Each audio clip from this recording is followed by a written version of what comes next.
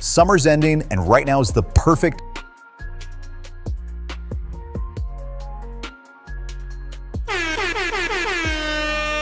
Mic check, mic check, mic check, mic check. What's good, what's good, what's good, what's good?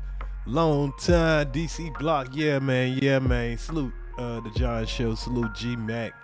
Salute Joshua Hawkins. Salute everybody coming in, man. I'm not going to make this live that long. I know it's been a while and everything, but hey, it is what it is. Y'all know what time it is, man. Just been hard working, grinding. But we definitely going to keep rolling with the content. So today we gonna talk about this Kyren Lacy situation, man. So if you don't know about this situation, it's about a college football star that was about to go into the NFL. He was supposed to go into the draft, this draft that just passed. We should be looking at him right now, you know, doing this thing like my boy from Tampa Bay and any of the other rookies that we've been seeing doing their thing in the league right now. He should be doing this thing, but unfortunately he had a situation last year where some say he was falsely accused of a hit and run, and the hit and run just happened to unalive a elderly man in the situation. But there's a lot of questions and a lot of things that need to be answered now. This young man has unfortunately took his own life, and this story has grown legs because a lot of people are blaming the death of this young man on the pressure that was put on him from the trial. So the pressure that was put on him from the trial, a lot of people are just saying, hey, man, y'all made this man take his life. You know, I feel like a lot of people just trying to get attention from this situation. But the situation is a little tricky because the footage shows different from what the police accounted what actually happened. What's good, Crucial K? So let's get into this situation, man. This guy, Kyren Lacy, he was a LSU star. So let's get a little info about him. Oh, you know what? My bad. Before we get into that, man, let's make sure we tap into a little bit of our, content prayer, as we like to do. So let's make sure we come into this show the right way, and we'll do a couple of other stories before we get into the main topic, man. I give people a little time to get in here. So shout out to the chat.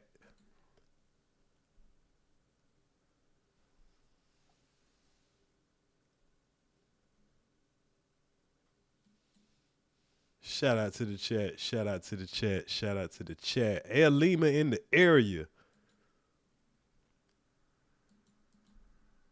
Say it out loud. Better say it with your chest. Fuck, nigga. Keep God in your life. Fuck, nigga. Keep God in your life. Fuck, nigga. Keep God in your life. Fuck, nigga. You need to praise the Lord or Allah or Yahweh, whoever you believe in. Get connected. Come on.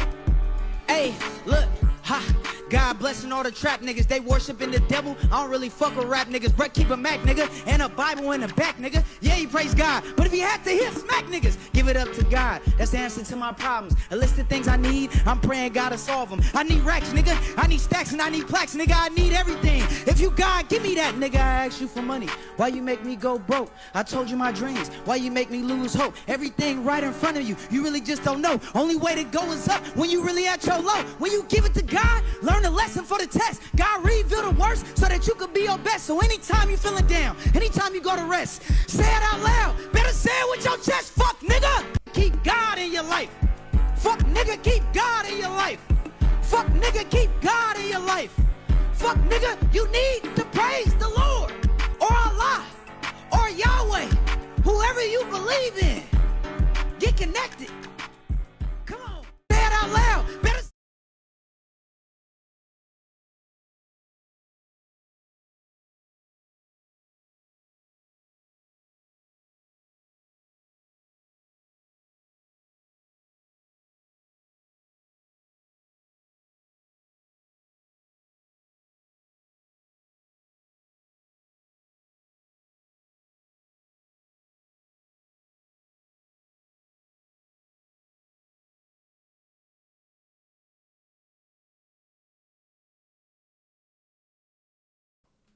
Oh, I'm sorry, y'all. All right, salute to the chat, y'all. Y'all know I ain't been here in a minute. Here I am over here talking all muted and everything. So I hope everybody enjoyed our intro. So let's get into our first story, man. We're gonna let's check the news real quick. Little brief news tap in real quick, y'all. So y'all know over here we done cover every single time that the one of the escaped inmates have been caught. So he lifted me up now, stepping in faith. Came from the gutter, but I live in this paper. Break. Oh, wow, Lord. Oh, I'm still here. Even when the floor drop out, he hold me up. Hold you up. Come on. I didn't know it was playing, y'all. It act like it wasn't playing, but y'all, man, y'all see, hey, anything is possible through God, man. Hey. But anyway, y'all, we cover all the stories when it comes to the escaped 10 inmates out there in New Orleans. Now, they caught pretty much 8 of them immediately. And then you had the guy that he did the social media posts and, you know, claimed as innocent. We covered that. So for 5 months, the guy Derrick Rose has been on the run. But they have finally caught this young man. They finally caught him, y'all. They caught him in Atlanta. Now, a lot of people were saying that maybe this man was dressed up as a woman or something like that. You know, they were saying a lot of things. Nobody could figure out why they wouldn't catch him. Now, I remember when we first covered this story, I was the one that said he was going to be the last person that got caught. And I was right. If I could have betted my money on who was going to be the last person that got caught, I thought he would have lasted maybe a year or two. But they was relentless on finding him. So let's check out what it is.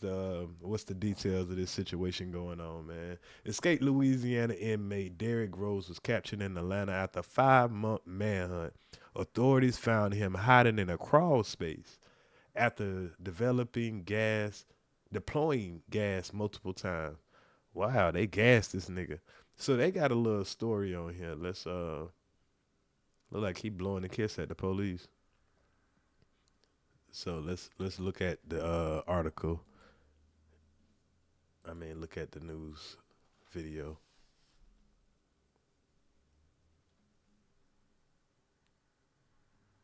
Bring Orleans jail escapee and convicted killer Derrick Rose back to Louisiana. Chris Welty reports he was extradited from Georgia just a few hours ago. John Megg State Police released multiple photos of Derrick Rose back in Louisiana. Groves was briefly held in Fulton County after he was arrested at a home in southwest Atlanta Wednesday. Pictures show Groves leaving a jet and then being loaded onto a state police helicopter. But this nigga ain't never been on a jet or a helicopter before. They gave this nigga his first jet and helicopter ride. The governor said Groves will be held in Angola. With Groves in custody, law enforcement turned their attention to holding anyone who helped him accountable. Brian Fair with the U.S. Marshal's Office says on September 11th, 3 people were arrested for drugs and guns in the 9th Ward. Fair says the 3 men arrested were associates of Groves. We asked Fair if Groves' associates' alleged drug and weapons operation funded his stint on the run. So you mean to tell me they found some niggas in the hood and claimed that they was the ones that was helping him all the way in Atlanta? There's a female involved in this somewhere. Probably his girlfriend. They probably was watching him. From what I heard, somebody said, you know, people make up all kind of stuff, but they said that him and his girlfriend got in an argument and she the one that tipped off the police, which probably did happen. Because, you know, even though a nigga be on the run like this, a nigga still be trying to cheat. Nigga know he on the run and still be texting other bitches and all that shit. And his girl done called him, oh, nigga, you think you slick? Nigga, I'll send your ass back to prison. What the fuck you talking about? Nigga, you cannot slip up when you on the run for murders. And they knew the longer he was out, the more comfortable he was going to get. That's going to get explored further, so I don't want to comment on it really too much because it's an open investigation. But I would say it's a definite possibility based on the quantity of narcotics that were found in the residence. Fox 8 got an exclusive look inside Groves' hideout inside the southwest. Oh, hold on. This nigga had that nigga had the pack. Strawberry kiwi smoothie. This nigga had part tarts. Oh, that nigga had that pack. Really too much because it's an open investigation, but I would say it's a definite possibility based on the quantity of narcotics that were found in the residence. Man, look at this place, y'all. This the place that they found them at. Well, of course they did tore the place up, so it probably didn't look like this, but Fox 8 got an exclusive look inside Groves' hideout. And they would show, 4 packs of weed. That really ain't saying too much. Hideout inside the southwest Atlanta home, drug paraphernalia. That one bullet right there. But this man already looking at life. 2 life sentences. Because he has 2 murders that he was on the run for. So you think this man give a shit about them finding this little bit of weed, a bullet, all that stuff like that? A bullet, children's shoes, wigs, and clothing. Groves was found. This nigga was hiding in the air conditioner space, y'all. This nigga used to do air conditioner work. I ain't lying. He had to used to do air conditioner work to know that if you're going to hide from the police, go in the crawl space, go behind the air conditioner, some shit like that. Hiding in a basement crawl space. Fair says it's unclear when Groves made it to Atlanta. An exclusive Further, so I don't want to comment. Inside the southwest Atlanta home, drug Hold on, that's some good looking at duct work. paraphernalia. I'm sorry, y'all. I got to admire this duct work. Children's shoes, wigs, and clothing. I got to admire this duct work, y'all. This, you know what I'm saying? This is an air conditioner that's under a house, and this duct work looks pretty decent. Sorry, y'all. Groves was found hiding in a basement crawl space. Fair says it's unclear when Groves made it to Atlanta. Yeah, that look like a job I might have did. I ain't lying. I ain't never did no under the house jobs in Atlanta. But yeah, when you got basements and stuff. That's why I got out of residential. Because when you got to do homes, man, no telling where a person has to have their air conditioner ran at. And how long he was in that sunny Atlanta, and how long he was in clear when Groves made it to Atlanta, and how long he was in that sunny Honeysuckle Lane home. Once again, Groves will be held in Angola with the other 9 Orleans Parish jail escapees. John. Boy, they gonna treat them niggas like non-humans, boy. They would never see daylight again, boy. Not if them folks can help it. But yeah, man, hey, Louisiana, they fucked up, let 10 people escape, but after 5 long months and probably millions of dollars, spent, they finally got their guys. So I don't know if I should say shout out to him because, hey, you shouldn't have let the motherfuckers out from the beginning. But y'all, while they got that guy, there's a motherfucker that's on the run right now, and I want them to catch this bitch. I ain't lying. This is a bitch that I need them to go catch right now. I need the FBI. I need Donald Trump. I need what his name, Kush Patel. I need the CIA. I need everybody to find this bitch right here. And I'm about to tell y'all why. Do y'all want to know why this should be America's most wanted bitch right here? This face that you looking at right here, this is pure evil. Do you know why? Read this article. Warrant issued for woman accused of cutting a man's testicle while breaking in his house. What? Can you believe this? Oh, she looks so sweet right here. She looks like she could be a nurse or something like that. Now, I got a lot of questions, but let's go over the story of this evil devil here.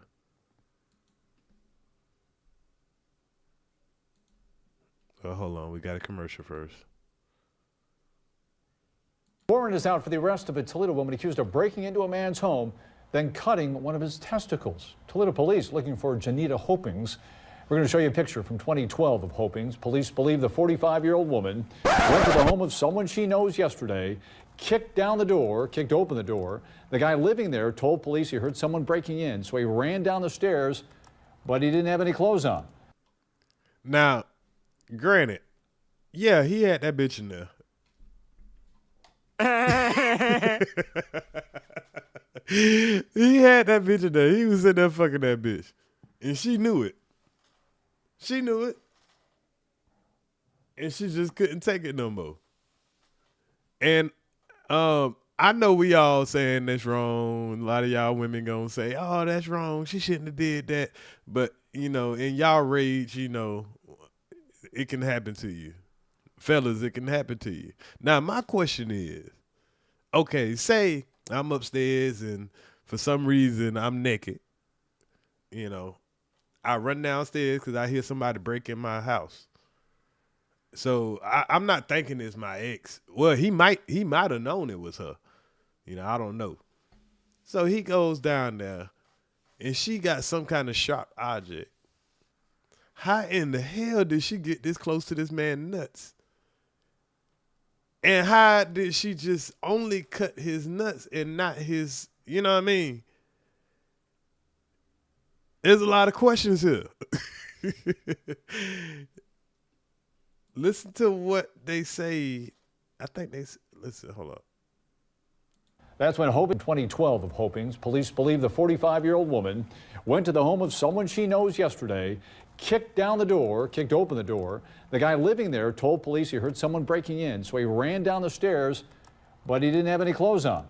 That's when Hopings allegedly attacked him, cutting one of his testicles. He had to go to the hospital for treatment.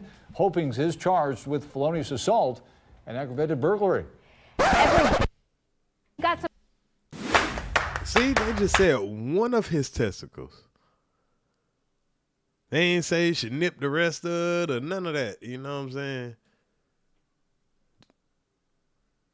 Just cut a nigga shit wide open. You evil bitch. Jeez Louise. Hurry up and catch her. Cause I haven't seen anywhere where they said they have arrested her. They say that they have a warrant out for her. So that means she's on the run. She might have slid in Cuba. She might have slid in Mexico. They need to put all troops, all boots on the ground to find this heifer. I ain't lying. But I definitely wanted to bring awareness. If y'all see this lady, I ain't heard them say nothing about the reward, but I'm willing to personally give you an award. I'm willing to personally give you an award if you find this heifer. I ain't lying. For real, for real. She needs to be off of the streets. She is a menace to society, a danger to our community. Hey, Sister T, I see you got Sister T sector in the area. I appreciate you for following through, Sister T. So, y'all, let's get to this Kyren Lacy story. I don't want this live to be too long. I want it to be, you know, where people can go back and watch the replay and enjoy it. So, we're not going to make this live super long or whatever. So, let's get into the main topic of Kyren Lacy. Was he falsely accused? Now, before I get fully into my opinion of it, I'm just, y'all know how I do my lives. I go over all the possibilities. You know what I'm saying? Some things I'll say, I don't personally, you know, like, think that. I'm just saying it in like, okay, this is a possibility. You know, some people would think like this. You know what I'm saying? So, I'm going to speak in that perspective when I'm speaking on this situation, how it can be seen on all levels of, you know, just of any perspective. I have no dog in this fight. I don't believe just because somebody's black, I'm supposed to defend them. I don't believe because somebody's white, I'm supposed to, you know, attack them.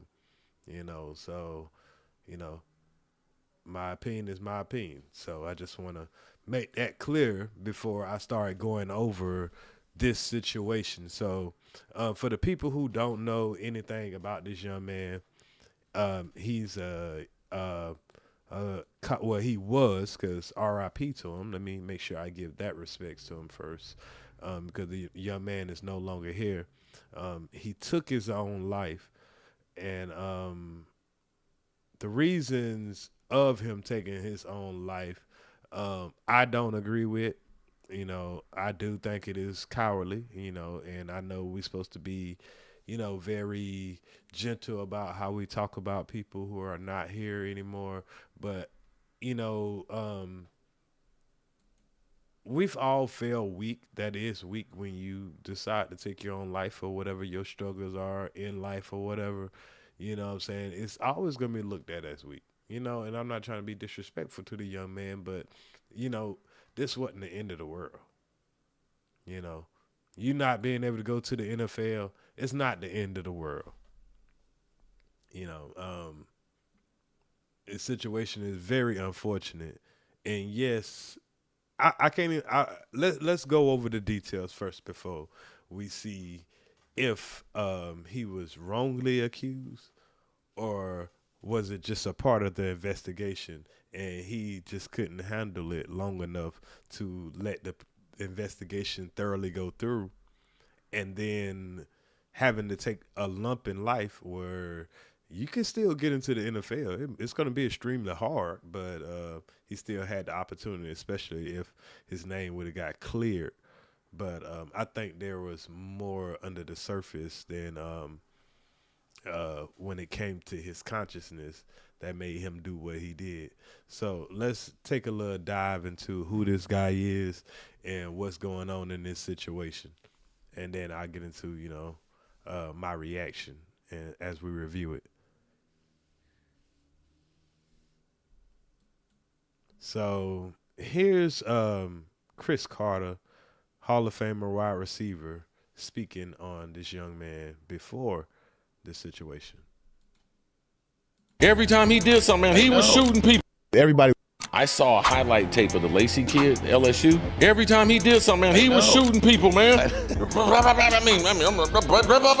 like, yo, where you get all that from? I mean, his whole highlights and everything. And I was like, whoa, that ain't good. I thought Ja and them, you know, some of the stuff I seen in the NBA, this kid from LSU, what I saw him doing, I mean, he was jumping up in people's faces in the end zone after scoring touchdowns and everything. Like, if I go to an NFL game, if I'm a player, that's my workplace. People have to feel safe at work, regardless of how realistic it is. You go to work and say, hey, man, I'll kill you. When they call the supervisor in HR, like, you're going to have to account for that. I saw a highlight.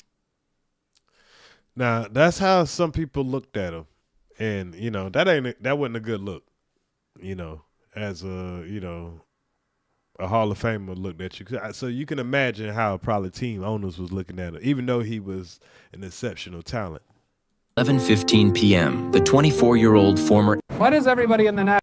This is how Kyren Lacy died on April 12, 2025. Around 11:15 p.m., the 24-year-old former LSU wide receiver Kyren Lacy was here at his home in Houston, Texas. At first, it was a quiet evening, but Lacy was frustrated because of his court for a trial related to charges stemming from a fatal car accident in December 2024. Lacy got into an argument with a family member. The situation escalated, and at some point, he pulled out a gun and fired a shot into the ground. No one was physically hurt, but the act was serious enough to prompt a police response. Before officers arrived, Lacy got into his car and drove away. The police found him not long after. They tried to pull him over, but Lacy refused to stop and took off, triggering a high-speed chase through the city. Sirens followed him through the night as he moved further away from where it all began. Eventually, Lacy lost control of the vehicle. He went off the road and crashed into a building. When police reached the wreck, they found Lacy right here inside his car. He died from a self-inflicted gunshot wound. His death not only affected his family, but also the entire football community. This is how Kyren Lacy died on. So, just in a nutshell, the day that he died, that's how it happened. We're about to hear, I'm about to do a reaction, so we're about to do a review to his lawyer speaking on how the case there was some corruption in the case, how there was some false reports. There's even been a law passed called the Lacy Law, where I guess police will be accountable for giving false statements on police reports. So there's a lot of backlash that's come behind this situation. So let's find out what happened in the situation, fully, to understand why a law would be created, while the backlash, and where they're going to go forward from here. And like I said, you got a lot of people that are saying that all the pressure of social media and, the things that people were saying and involving him in the crash, and it made the pressure of him taking his own life, the depression of it, and I think that's bullshit. There's a lot of money that was floating around this young kid. Somebody could have easily got him some help. I know that's easier said than done, but I'm pretty sure people that care about him, they knew what was really going on. The day of him unaliving himself, they say the reason he pulled that gun and shot that gun in a dispute with his family member, because he was forcing them to give him the keys, and he was seeming suicidal, and they called and gave a welfare check, and that's why the police got behind him. And the pressure, he just didn't know how to handle the pressure. And I mean, I don't know. Should I feel sorry for someone who takes their own life when they pretty much have a life that anyone would want, regardless if you got a hiccup to have to jump across? I mean, a lot of people have to jump across a hurdle. You can't let that drag you down. But let's find out what happened. What happened in the crash that led to Kyren Lacy's arrest depends on who you ask. I obtained... Okay, hold up 1 second. Let me make sure the picture is up.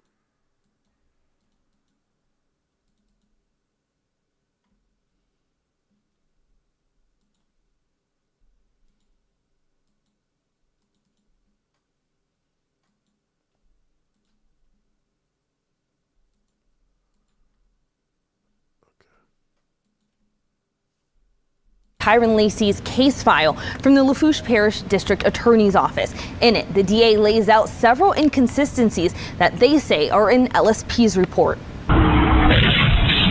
First, this video that LSP used for their report and recently posted for the public. The DA says the audio in the video isn't properly synced, which, quote, would make it appear that Lacy is in closer proximity to the crash. LSP's report says the Kia Cadenza was facing an imminent head-on crash after the gold truck swerved, but the DA says that's incorrect. The DA's report says Lacy was back in his correct lane 1 second before the crash, and the two cars were 361 feet apart. The DA says, should it have been a passing zone, Lacy, quote, would have been back into his lane with 3 times the required distance and would not have been responsible for any crash. The DA also finds issue with witness statements, saying verbal statements made by a witness to a trooper do not match the written statement. And, quote, the trooper tells her what to document on the statement as she's writing. Ultimately, the DA says the driver of the Cadenza was, quote, following too close, which caused her to take evasive action to avoid hitting the back of the gold truck.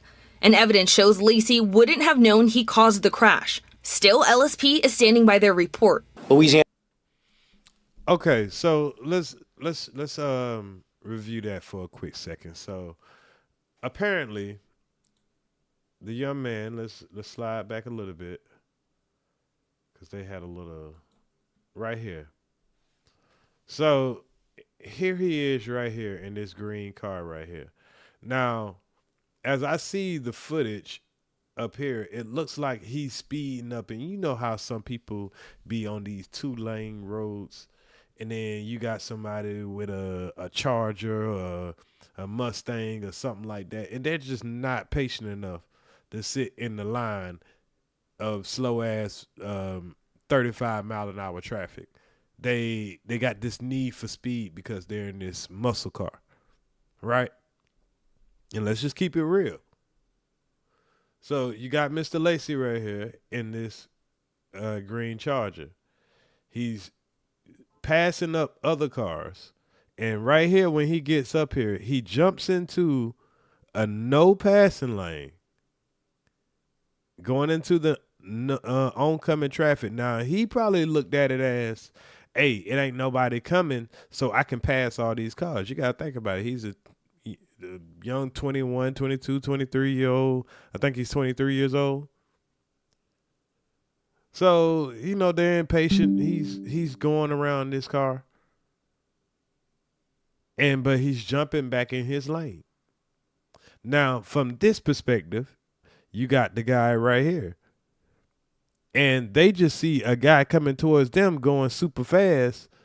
But, you know, somebody can panic and they can go over to the side of the road. And that's what this first car did. Now, the car right behind him, which is this white car, this car most likely was distracted. So when this car hit the brake, this car looked up, and to avoid hitting the back of this car that seen this guy but thought that he was driving in the wrong lane, maybe drunk or running from the police or something, you never know. So him being safe, he was moving over, hitting the brakes and moving over. This car behind them, which probably was following too close, hit the brake and just turned to the right instead of to the left. I mean, turn to the left instead of to the right, because they didn't want to hit the other car that went to the right. So when they turned to the left, they head on collision with someone who ended up dying. Now, who is responsible for this big old mess? You have to ask.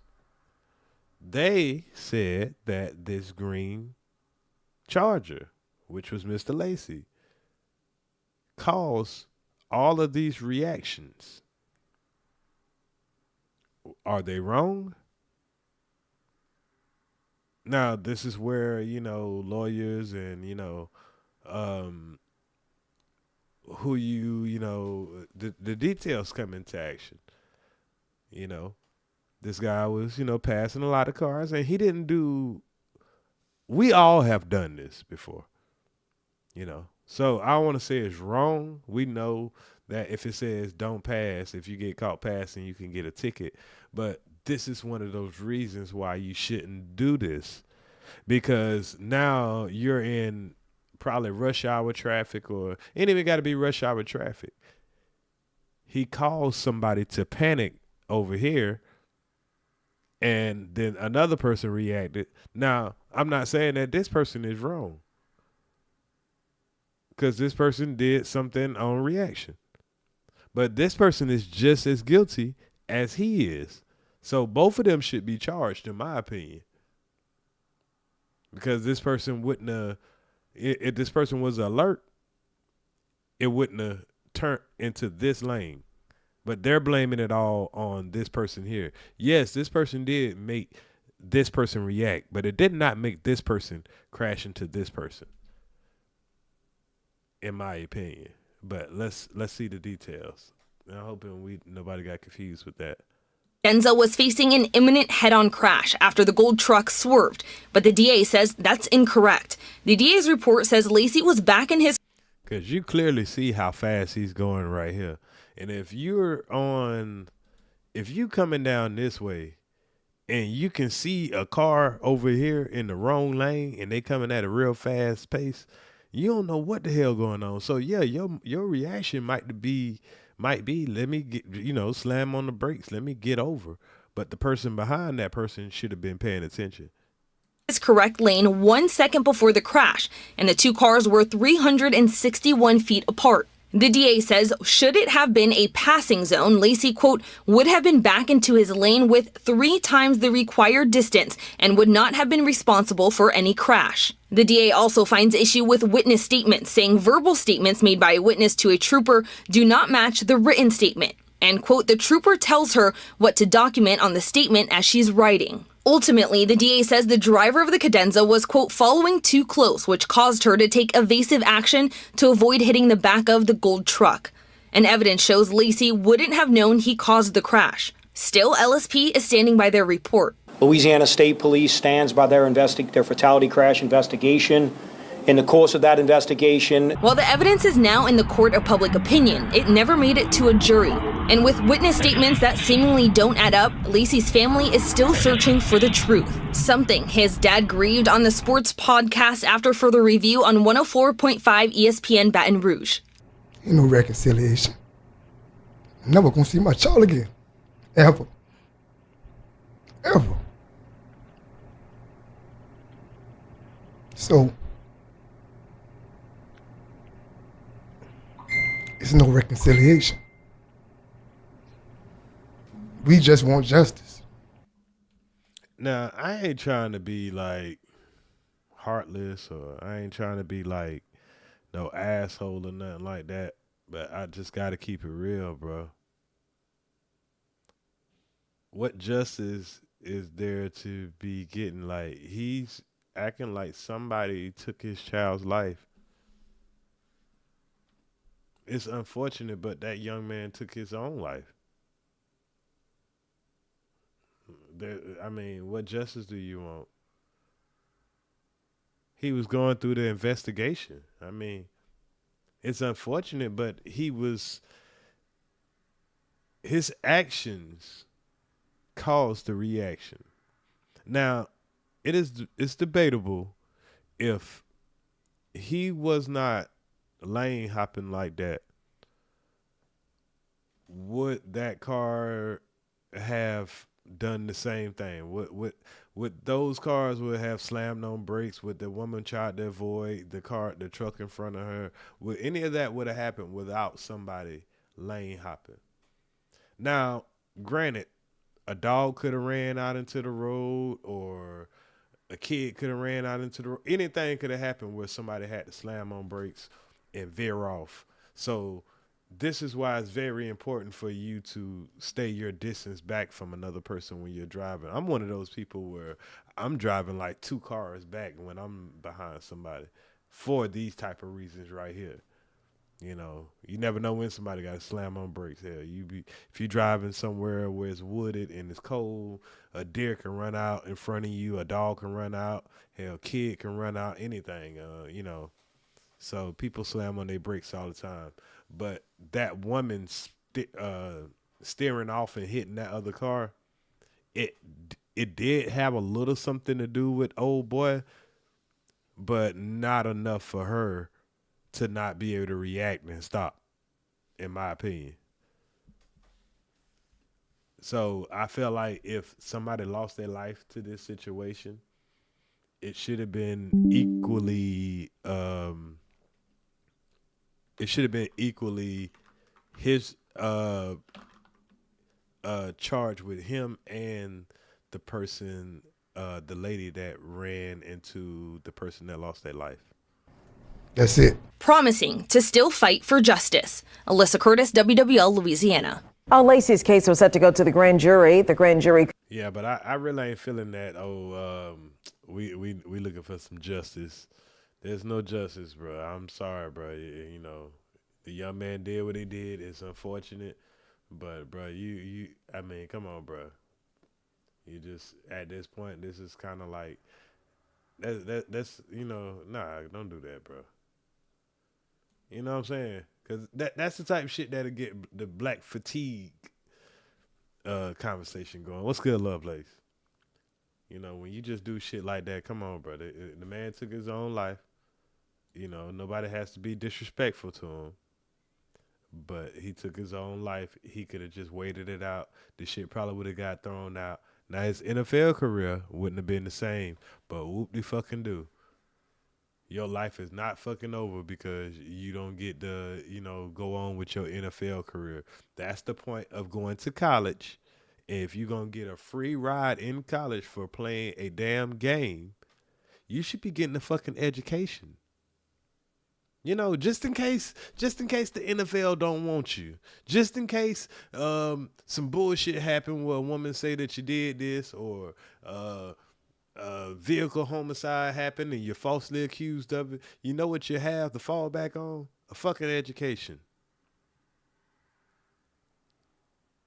So the fact that this young man felt like he didn't have anything else to fall back on because of a damn hiccup in his life, We supposed to be around here boohoo crying and feeling sorry, and now he's a victim because he took his own life. And I'm not trying to say that and be malicious, but that's not how I if a dude in the neighborhood that's gang banging took his own life, I'm not gonna feel sorry for him. I don't feel sorry for people who take their own life. I mean, hey, it is what it is. Hey, if you decide that you couldn't take it no more, cool. You know. But I'm supposed to be like, oh man, it was somebody else's fault. It was because they was charging him with something. It wasn't like he was being charged with something where he was about to have to do a life sentence. He wasn't charged with the R word. He wasn't charged with unaliving somebody. He wasn't charged with something he about to armed robbery, something he about to do the rest of his life. It was about to be some probation. At the most, he wouldn't have been able to live out his dream of playing NFL football no more. But you went to college, and you should have had a college education. You should have just finished college. And guess what? You can make more money. He could have been an agent, a sports agent or something. I mean, you're going to one of the best colleges, and I mean, he could have just played 4 years. See, instead of making excuses for people, we should tell about what he could have did instead of killing himself. And not saying, oh, it's the police fault because they, you know, they made up a lie on him. They lie on people all the time. And they was dead ass wrong. And to be honest, let's look at the lie that they told on him. Because I really don't feel like it was a lie. It was a little leading, but I don't feel like the police officer was being malicious. What's good, Mom Boss? He could have chosen to accept the charges, deny them, or choose lesser charges. Yes, he could have, you know, did that. So the Louisiana State Police, we're gonna see their version of it, and then we're gonna hear the version of the young man's lawyer. So let's hear the Louisiana State Police evidence involving the crash, and they're gonna give everything in a full context, and then his lawyer is gonna tell where the inconsistencies are, where the coercion is, and the lawyer definitely wants to shed light on this situation. And like I said, I believe they've made a law, or they passed a bill where, you know, if a police officer, I guess, writes false statements or something like that, which this should have been a damn law. But anyway, without no further ado, let's get into it.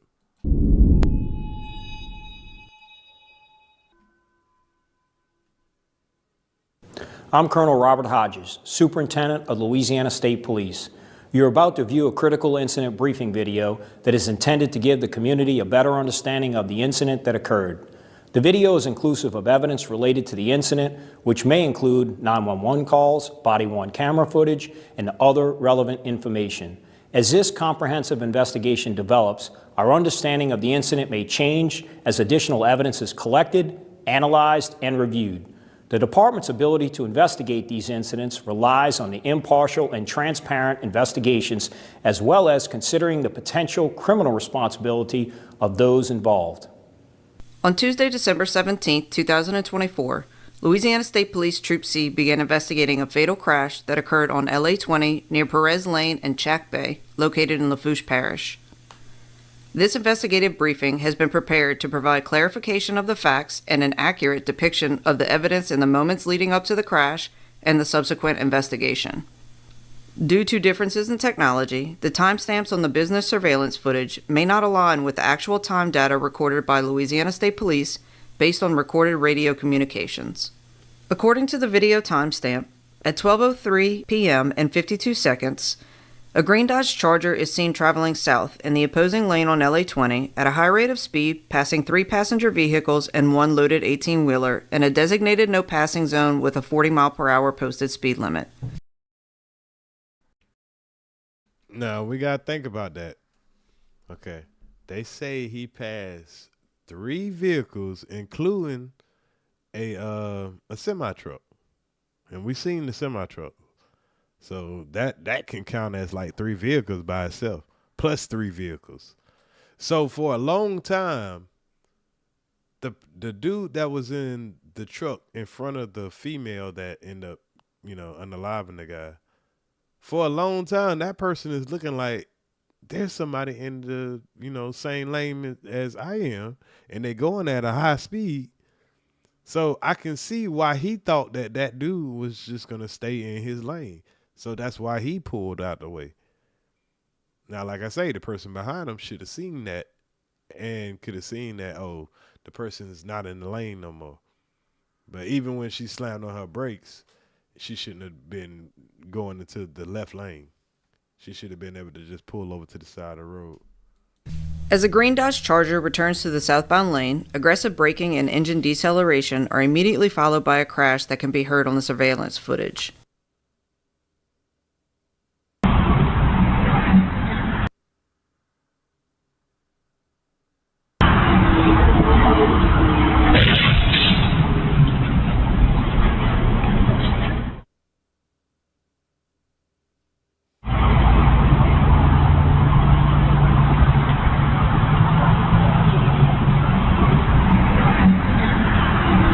Look how far this nigga came back from back there, man. Let's just keep it real, bro.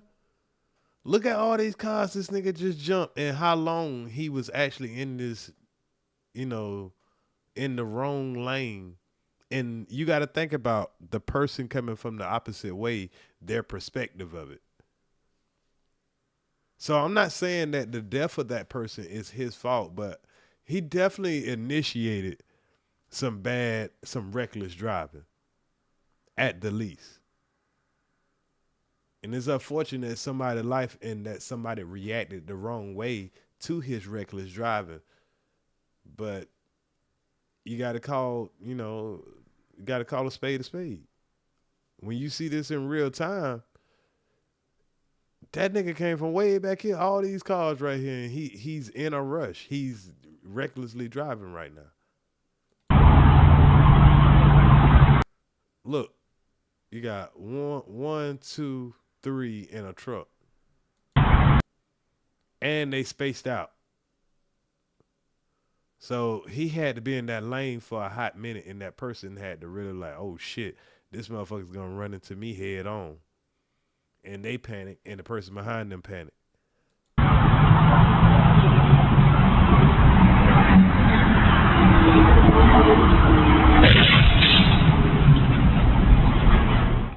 According to the video timestamp, at 12:03 p.m. and 54 seconds, a portion of the crash can be seen as it occurs.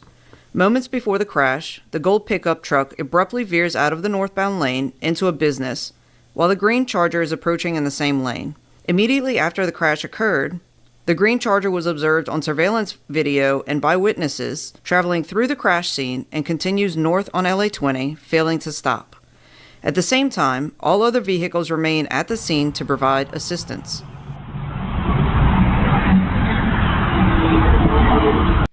Now, you got to ask yourself, if you sit right there and see an accident that happened, and you was doing something wrong, why not jump out if you witness? I'm one of the ones that like, motherfucker getting an accident, I ain't jumping out saying shit. Salute, TB. I'm like, man, I ain't jumping out for shit. But if I did something like this, I definitely ain't jumping out because I know I did something wrong. But if I know I didn't do nothing wrong and this was just an honest accident, I'm going to help somebody out. Make sure they okay.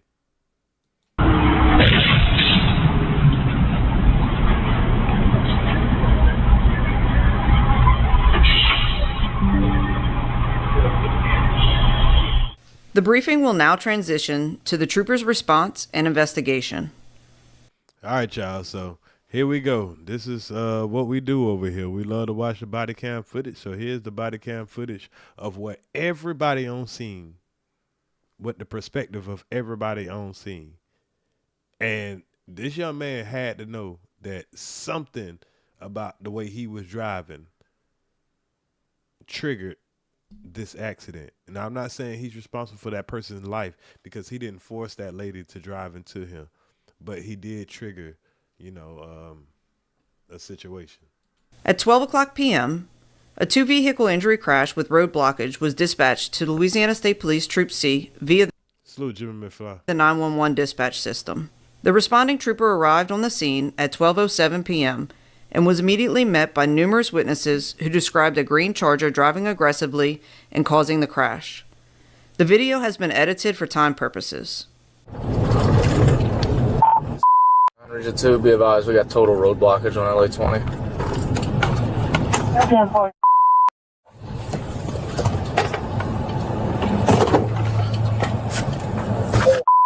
If you get a chance, can you advise code of injury? Civil.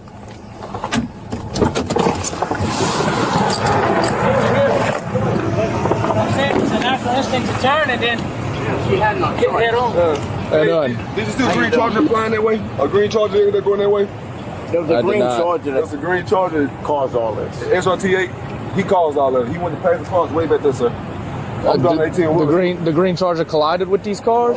He went right between. He went around that truck. Okay. He was passing up with her right now, and she had no choice. She hits the pole. How are they injuries? What she are they? got a broken ankle. Two complaining back injuries and then stuff like that.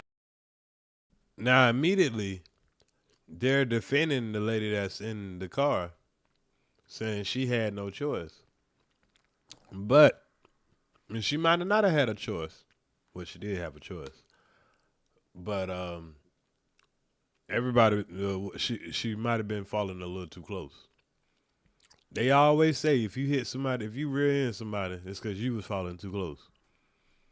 And you always, if you got to slam on brakes, you don't never just fucking go into the opposite way of traffic. Come on now. Cut it out. You go to the shoulder of the road.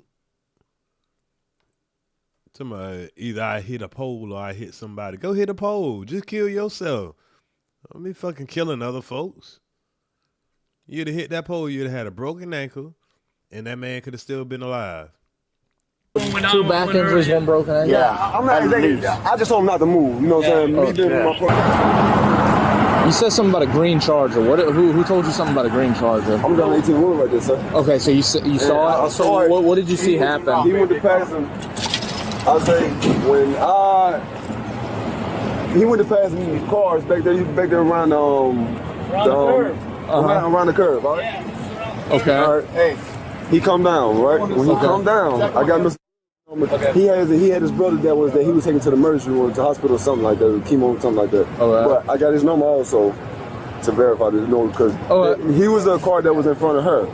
When that green Charger came, he went caused this whole big traffic, so everybody went to hitting brakes because the Charger, I thought he was hitting the gold truck head on. So he jammed on brakes. She was coming down. They was going that way. When I saw... Which way was the Charger going? The Charger going this way. Charger's going this way, okay. She was coming this way. Okay. They was going this way also. Mr. jammed on brakes. She went to dodge Mr. And that's when she came on. I was about to gas hit him, on the left side. She come over and hit him.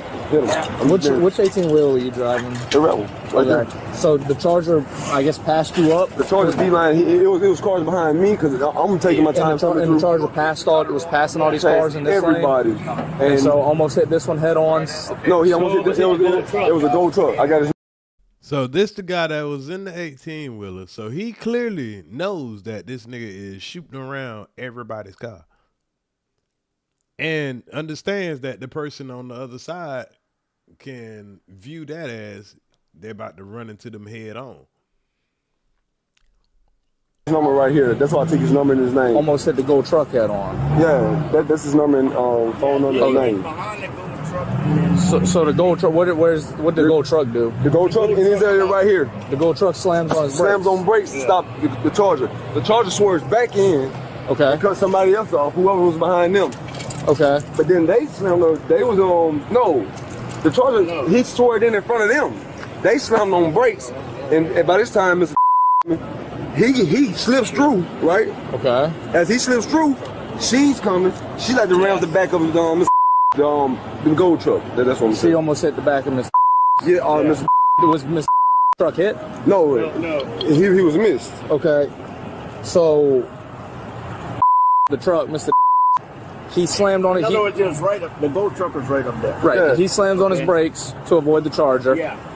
This car, what? Cuts that car off, if I'm not mistaken. So what does this car do? It just swerves out the way to avoid. To avoid him. So Because I was watching it too. She turned the wrong way. Yeah. Instead of going towards the post, she turned this way. Okay, so she turned this way, and then this car was just coming. Yeah. I got you. Yeah. I got you. And then the Charger came around. That's the number for the guy. This a fairly new car, so damn, they just got this car. That was in a gold truck. Okay. Charger passed in between the Yeah, the mailbox and Charger the car. stopped.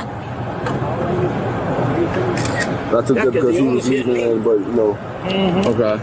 And see what happened, the Charger had stopped. Is a green Charger? Yeah. But then when he seen what happened, he almost hit me because he came right here and kept on. He was the only one he was one of the only ones that jumped out of the traffic. Everybody else turned around went the other way. He jumped out of traffic, eased through here, and went on down the road. Okay. Okay. Look, I know it's hurting right now, but do you think you could just tell me briefly what happened, or do you remember? I just know the truck was stopping on brakes. The other car was trying to pass the other car. I was trying to dodge by not hitting them by coming around. Okay. You remember how fast you were going? The speed limit. Yeah. Okay. Yeah, that's better be what you say. That's the only thing somebody gonna tell you. What he thought he was gonna say? Yeah, I was going fast. I was going about 60. So I was going the speed limit. Thank you. While on scene, the investigating trooper obtained written and recorded statements. The trooper also spoke with additional witnesses via phone and ultimately obtained written statements later in the investigation. After the crash, the passenger in the Kia Sorento died. As part of the continued investigation, the investigating trooper made contact with the driver of the gold truck at a later date to obtain an official written statement based on previous conversations. Troopers also received an additional witness statement describing the erratic driving behavior of the green Charger 10 minutes before the crash. Following the on-scene investigation, troopers identified the green Charger as a vehicle of interest and utilized 21 separate surveillance video cameras to capture the uninterrupted path of the green Charger from the crash scene to its Thibodeau business 11 miles away. Through the use of investigative tools. Now, being the fact that he didn't stay there to, you know, clear up everything, you know what I'm saying, or to give his own statement, of course, they can't do nothing but put an investigation out, and of course, you ain't there to defend yourself. The lady is on the ground, you know, with a broken ankle and all that, sounding like, you know, like, poor me. What you thought was going to happen? Troopers were able to obtain the license plate number of the green Charger on December 19th, 2024. On December 26, 2024, troopers determined that Kyren Lacy was the driver of the green Charger at the time of the crash. Just prior to the crash, Lacy was illegally in the opposing lane, passing southbound vehicles. The gold truck traveling north veered right to avoid a head-on collision with the green Charger. As the gold truck veered right, the driver of the Kia Cadenza saw the approaching green Charger. In reaction, the Kia Cadenza driver swerved left into the southbound lane and impacted a northbound Kia Sorento. Through the investigation, troopers determined that the driver of the gold truck reacted appropriately to avoid a head-on collision with the green Charger, which was approaching at a high rate of speed. So the driver of the gold truck that's not there, that they're going to get a statement from, he reacted right, but the lady behind him reacted wrong. But they're charging the guy that was recklessly driving that even made her make the wrong decision. Now, is that fair? I mean, if you're the family of the guy who lost their life, who would you blame?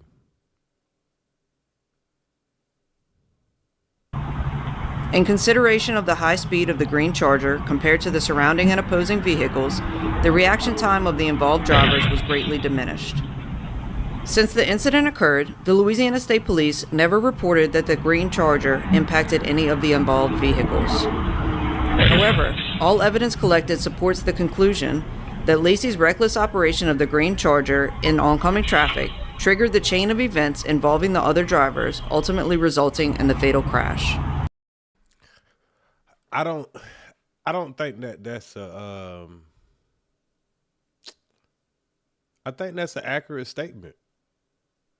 And I mean, I don't know if people are going to be mad because of that or whatever, but if that was my loved one that lost their life, yes, I would be saying that lady was a horrible driver. She's not, her reaction sucked. She should have turned right instead of left, but she panicked. She did something stupid. But and yeah, she hit somebody and killed somebody, but it was because she thought that she was reacting to something. Now, she definitely was too close, so it's technically kind of her fault too, but he had a role in it. So my only objection is they both should have been kind of charged. Additionally, I don't think he should have not been charged, but I think she should have, got like a, vehicle homicide, reckless driving, not reckless driving, but following too close. I mean, nothing that she would have did no jail time, but yeah, it's something. There's some accountability on her also. Troopers determined that less than 10 minutes after the crash occurred, evidence supports that Lacy's first outgoing phone call was to a Baton Rouge area personal injury and defense attorney. After consultation with the Lafourche Parish District Attorney's Office on January 2nd, 2025, an arrest warrant was signed on January. So he had knew that he did something wrong because the nigga called a defense attorney immediately. And he wasn't in no kind of wreck. Did y'all just catch that? He had no kind of wreck with anybody, but he went and immediately called a defense wreck attorney. Why is that? Did he not know that he was guilty of something? I'm just saying, I ain't got nothing against the young man. RIP to him. Condolences to his family. We're just speaking it real. January 8th, 2025, through the 17th Judicial Court for Kyren Lacy. In coordination with his attorney, Lacy was arrested on January 12th, 2025, at the Lafourche Parish Correctional Center. The driver of the Kia Cadenza was initially issued a citation for following too close, which was later amended to driving left of center.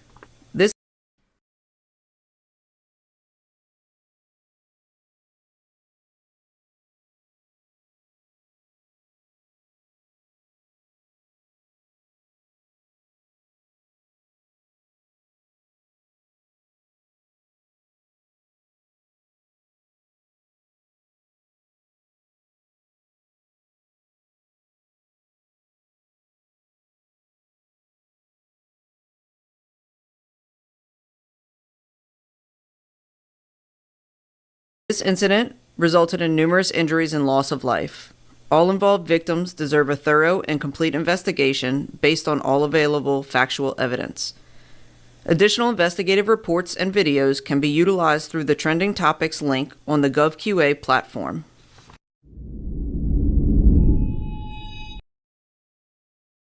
So, okay, let's get into his lawyer's reaction to them putting out this video. Of course, he got a fire-ass lawyer, man. I mean, maybe there's, I don't know, this lawyer is making sure that he definitely fires back he fired back immediately. So let's check out what the lawyer had to say. State Police dropped new video today. Your thoughts on the video drop and new details from State Police, given the fact that what you released from the DA's office on Friday painted a different picture. State Police came out today. They dropped their own video. What are your thoughts on that? Well, I don't think it painted a different picture at all, if that's what you're implying. But what I will say is what they dropped, let's start with the video. If you can refer to page 5 in here of the district attorney's own investigation, they specifically note that that video the video that they provided, that the attention was turned to the sound of the video, is not synchronized correctly. Am I right or wrong? Is that not exactly what that says? It is not synchronized correctly. Yeah, sound on the video is not synchronized. You're talking about the video from the gas station when his car was going. Well, correct. And then the video of the wreck. And what they're telling you here is that this video and that audio would make it appear that Kyren Lacy's closer than he is. But I love that that's where it starts. That's part of the problem. That's where the investigation starts. It starts with that video that we now know the audio is misleading. That is according to the district attorney. And it also starts with a witness saying the green Charger.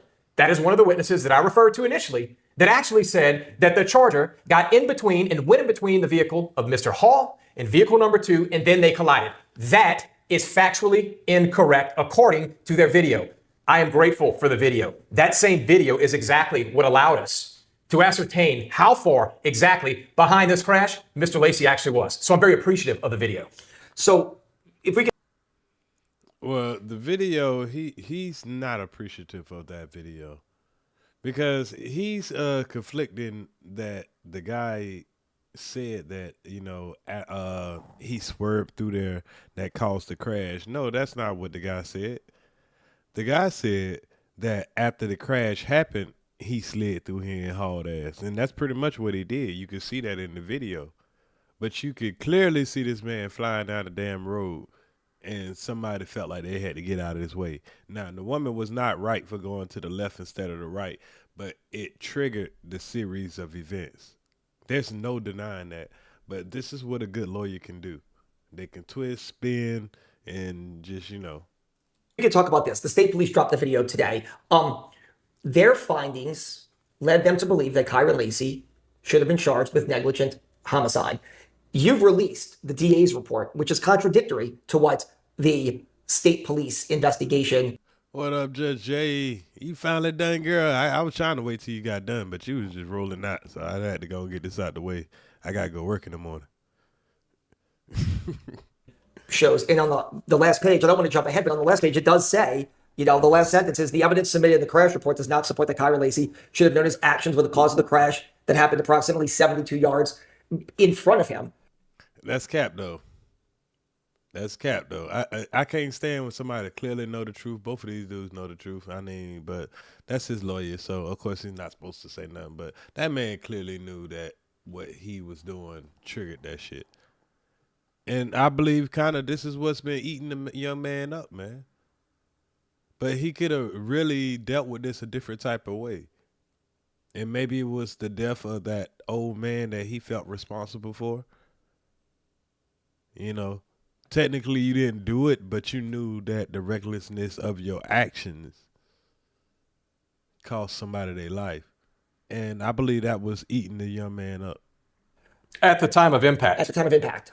So what do you want me to say about that? It is a very big anomaly. You're right. The district attorney of this parish, after their investigation, does not agree in whole with state police's investigation, right? And let's be clear, I released parts of this. Yes. The only reason I haven't released more is to try and preserve the integrity of individuals involved. Contrary to what everybody believes, I don't enjoy this portion of my job because other people are affected. But now is not the time to back down. And we're going to get to that in a second, but go ahead. No, go ahead. Tell me what you want. I know you have a lot of details here. The video that state police dropped today, because I know you wanted to talk about this. When the trooper pulls up at the scene, there are people talking at the scene, at the crash site, about a green Charger. It seems like that was a key part of the state police investigation to pursue charges against Kyren Lacy. Travis, let's be real. Think about this. You've been in that situation every day, so have I. Somebody passes you, right? I've never disputed he passed 4 vehicles. We're very clear about that. Those engines are loud. People get annoyed with those people. They pass them. There's a crash up ahead. Naturally, what's people's first thought? Never sue the other driver after a car accident. That first thought is when you passing 4 cars back to back and you flying and all that shit. Yeah, that first thought is gonna be, nigga, you the one caused the accident. The fuck is he talking about? That guy caused that crash, right? But see, the problem is the same guy they showed you, that's the same one who actually said he slipped between them and they collided. Well, we have video that clearly shows that wasn't even close to what happened. No, that man said he slipped between here after they collided, but you cap. See, he don't have to fight this in court, so yeah, he'll say anything at this point. We're going to run with that witness's statement.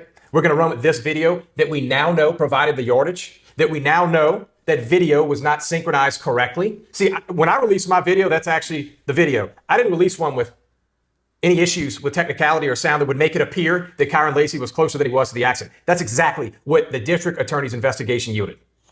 It comes back to this, and I know that this has been a key talking point for you and for Kyren Lacy's family.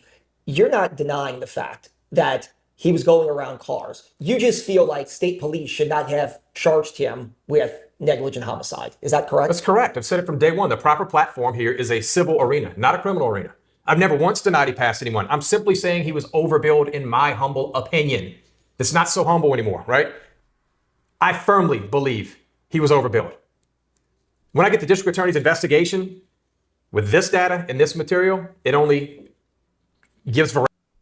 So the fact that he just felt like he was overbilled, cool. We can all, debate that, whether he was, over, he was given too hard of a charge. Let's say that. Okay. What should he have been given? If that was your loved one that passed away from that situation, what would you have wanted for the person who was driving reckless, cutting in and out of traffic, caused people to, pretty much traffic to be disturbed in a type of way where somebody lost their life? And yes, the lady did something stupid, but like I say, you can't be mad at the lady for making a bad decision. What should have been the punishment? Should they have not at least did an investigation and charged this man with probably one of the smallest type of cases, vehicle homicides that you can actually even ask for? So let me go back a little bit so we can get the statement of the guy that was in the gold truck. Hold on, I had to see this on somebody else's channel. Hold on. Let me get this part with the statement of the guy in the gold truck so we can get a full context of what he said. So let's keep investigating. I welcome an outside agency. I want to know more. You don't know what we're going to find. Now, speaking of social media, Kyren Lacy took his own life because of lies that were spread about him. That kind of harm is real, and his family deserves justice and accountability for what they've been put through. And they had, I appreciate you, Janae, had the foresight to quote tweet one of the original articles, putting a split screen of Kyren Lacy alongside the accident and the man who lost his life, with LSU standout Kyren Lacy wanted on charges of negligent homicide. I was trying to dodge, but not. Okay, hold on, y'all. Hold on, y'all.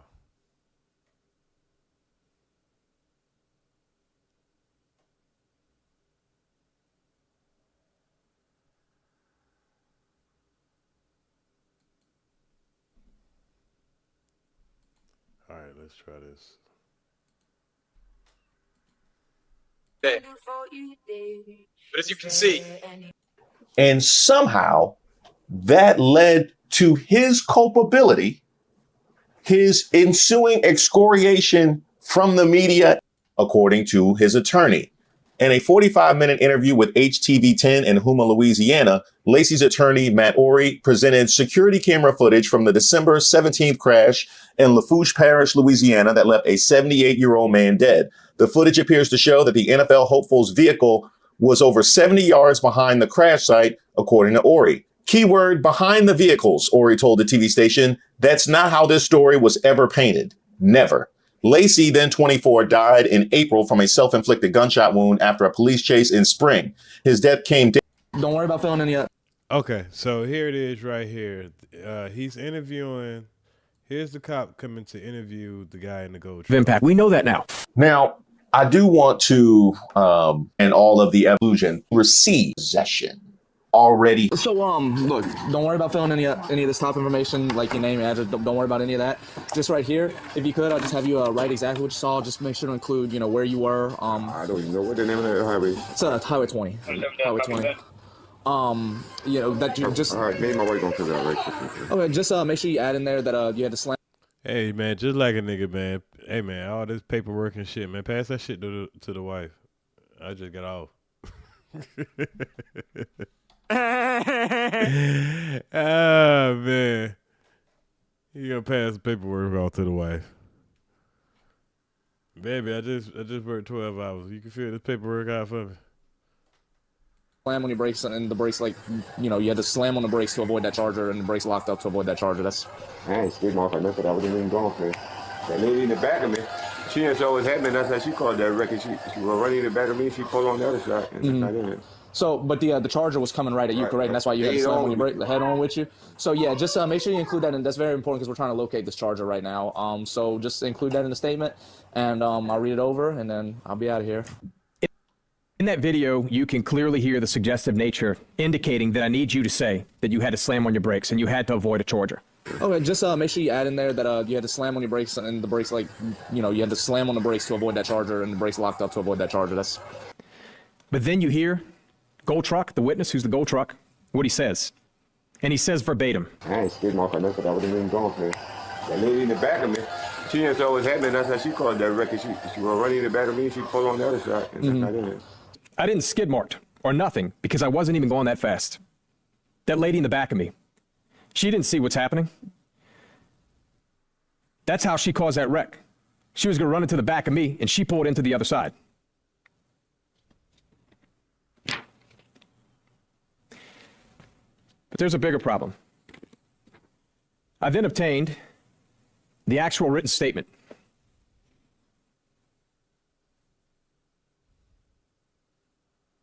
And this is from the Gold Truck. This is the Gold Truck. Now, after the statement we just went through, notice, I've obviously redacted names, addresses, and the cell phone number, in fairness to the individual who is Gold Truck, number one, in oncoming traffic. See, the problem with that statement is, it is in direct contravention to what was said minutes earlier. It's not written by him, and where it says signed, it's not signed, it's refused.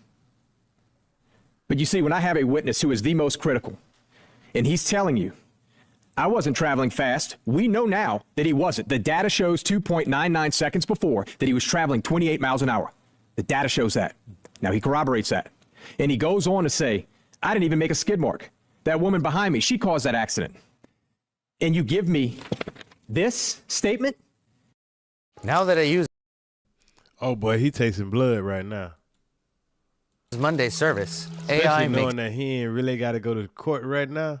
He ain't got nothing to lose. All he got to do is really get his face out there. It is refused? I got a problem. I got a problem with that. A big one. What he's saying is she had to avoid hitting him. He specifically stated she caused that accident. But I've got an affidavit for arrest warrant right here. Nowhere in here does it say anything that you guys just saw on body cam. To the contrary, about that vehicle, it says the Gold Truck took evasive action by emergency braking and driving off the roadway to avoid a head-on crash. But you just heard he said, I wasn't even going fast. I didn't even skid mark. So what emergency braking are we referring to here? And what the hell was the point of this report? It is complete opposite. I would expect that you'll show this to where they can read what was said versus what was written just minutes earlier. And just make sure you add in there that you had to slam on your brakes, and the brakes, like, you know, you had to slam on the brakes to avoid that charger, and the brakes locked up to avoid that charger. That's. I ain't skid mark or nothing. I wasn't even going for it. That lady in the back of me, she didn't know what was happening. That's how she called that wreck. She was running in the back of me. She pulled on the other side, and I didn't. So, but the charger was coming right at you, correct? And that's why you had to slam on your brake, the head on with you. So yeah, just make sure you include that, and that's very important because we're trying to locate this charger right now. So just include that in the statement, and I'll read it over, and then I'll be out of here. Okay. By the way, the body cam wasn't on for this statement. It was turned off before obtaining this statement. And this is what we get back in a file. So the question has to be asked. Well, damn. Hey, but he ain't bullshitting. He is not bullshitting, but that lawyer ain't playing. She called that wreck. But he's right, though, man. That woman clearly said that he caused that wreck. Houston part of this story.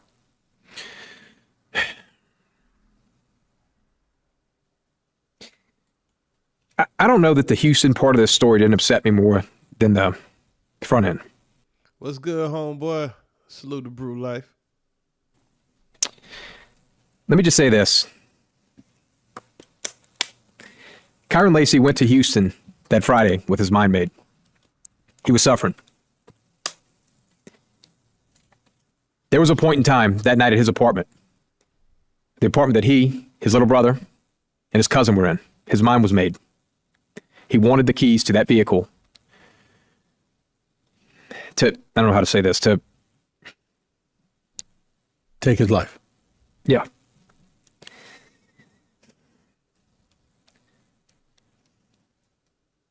So it's either you give me my keys and I do this on my own accord, or this is going to go down right here, right now.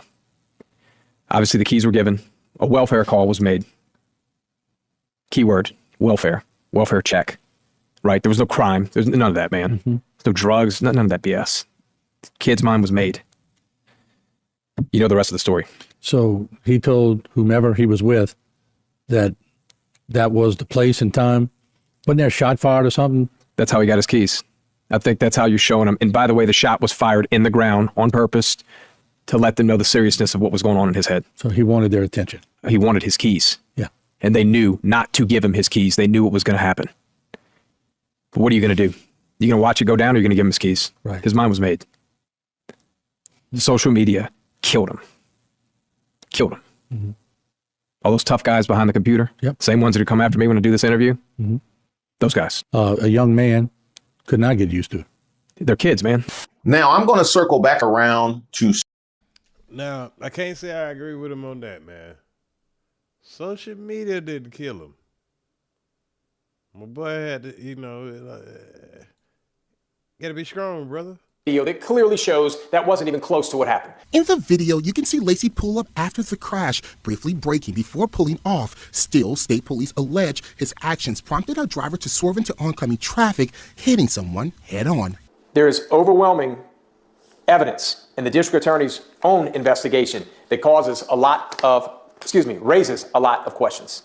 Legal expert Sarah Stravinsky reviewed the 11-minute video. She says Lacy's reckless driving could have led to a civil suit, but believes his actions did not rise to the level of a criminal violation. Based on some of the witness statements, Kyren Lacy's actions were one part of a complicated chain reaction that ultimately led to an accident, but it's attenuated, and there were lots of different drivers who made lots of different decisions, some of which may also not have been reasonable. And so I just think it's hard to say that this rises to the level of a criminal violation. And I agree with her. And if it did, then the lady that ran into the 78-year-old should have been charged also. Both of them should have been sharing the charges or no charges at all and just been a civil suit.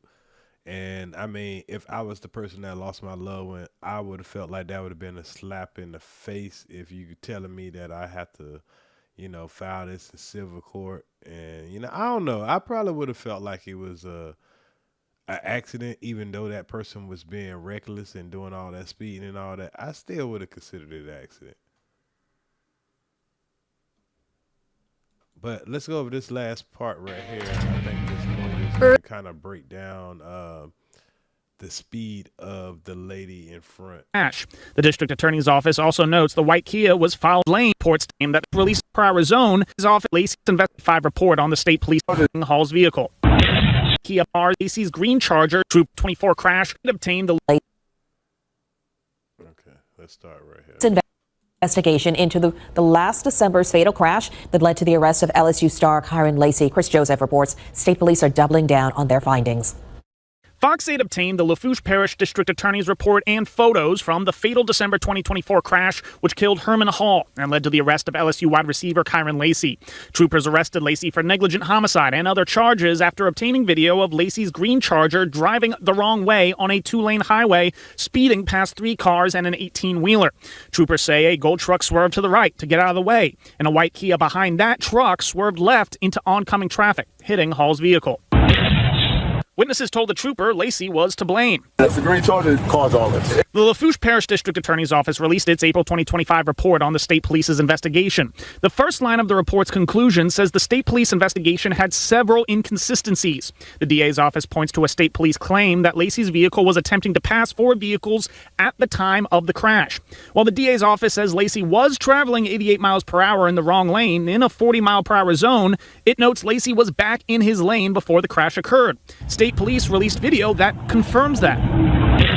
The The office also disputes the state police claim that the Kia was in the path of Lacy's vehicle, facing an imminent head-on crash. The report states Lacy's Charger and the Kia were 120 yards apart, and Lacy was returning to his lane 1 second before the crash. The district attorney's office also notes the white Kia was following the gold truck too close.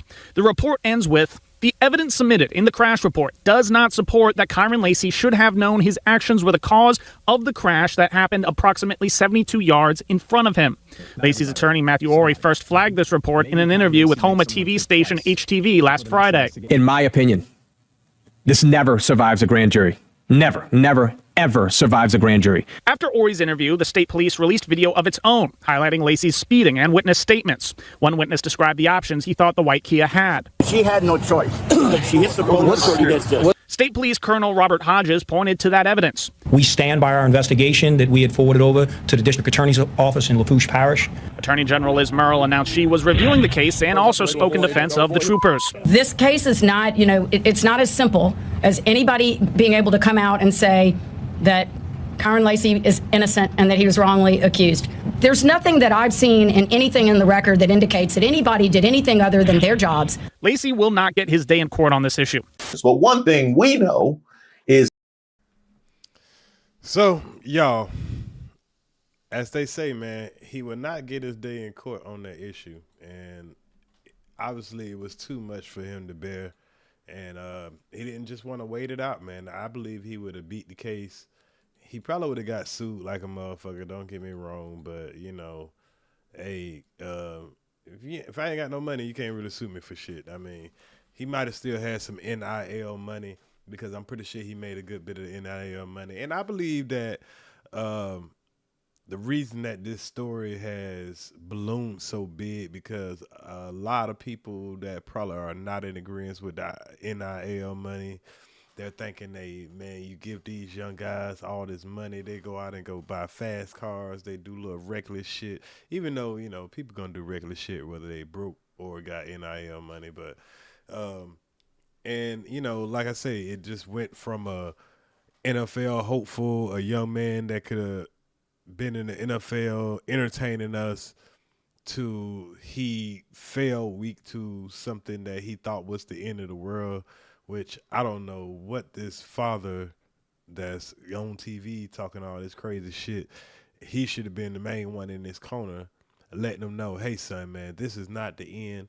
Keep going to school, keep studying, keep your head in the books, because if the NFL does not pay off, guess what? We need plenty of fucking NFL agents. We need plenty of lawyers, doctors, accountants. There's 1,000 things. You're in the University of Louisiana, and you're there on a full-scale scholarship. If anything, you could go back in college for another damn year. You know what I'm saying? If you feel like they, your future is not, you can't go in the draft this year, go back to college for another year. Just anything, man.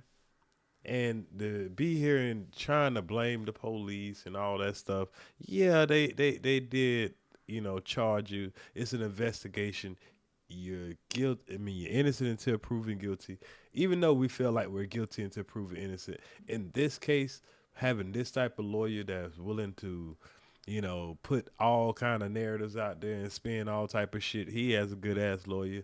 You can tell he lying through his teeth, but hey, I want my lawyer to lie like that for me. So, that's a good lawyer. A lawyer that know how to lie real good, that had the evidence right in front of him, and the motherfucker could still make a whole nother narrative out of that shit. So he was going to get off. He just had to be patient. Life really wasn't over for this young man, and I feel very bad for him. But at the same time, I do have a policy. I do not feel bad for people who take their own life. That mean you just, that was a hard situation, but come on, bro. That ain't taking your life work type shit. You know what I'm saying? You ain't like somebody took your manhood.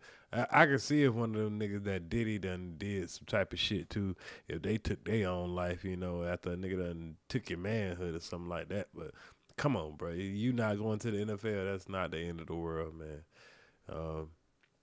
But y'all tell me what y'all think, man. Y'all get in the comments after this video. Tell me what y'all think about the situation.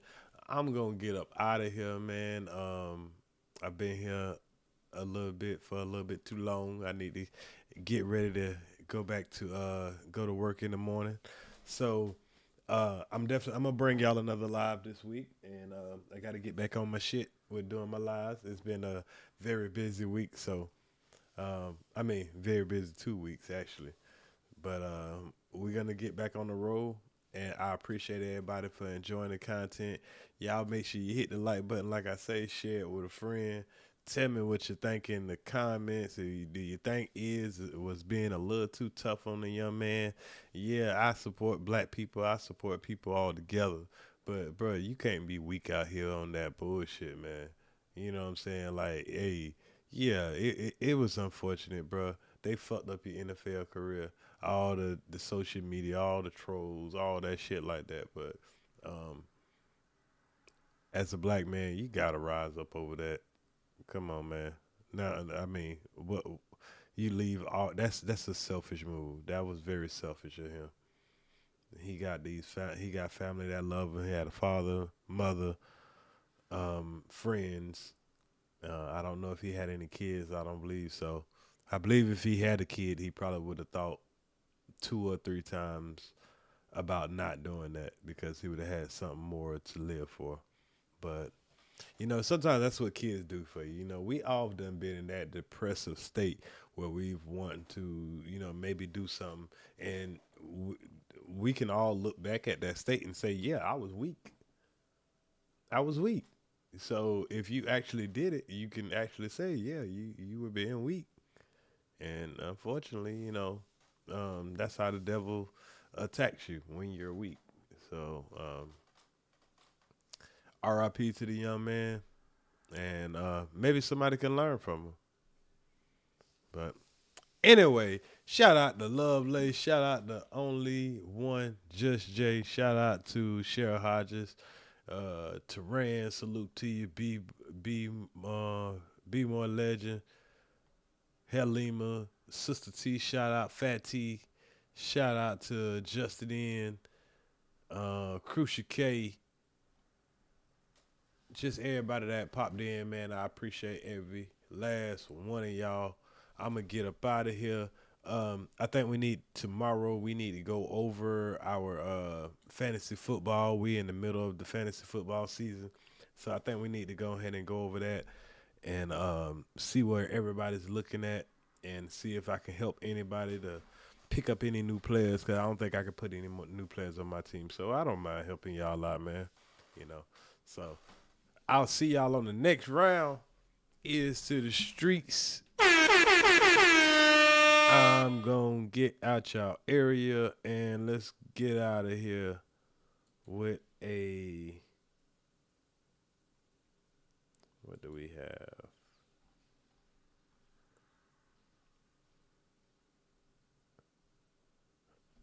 With nothing. We getting out of here. Shout out to the Cowboys losing to Carolina. See y'all later.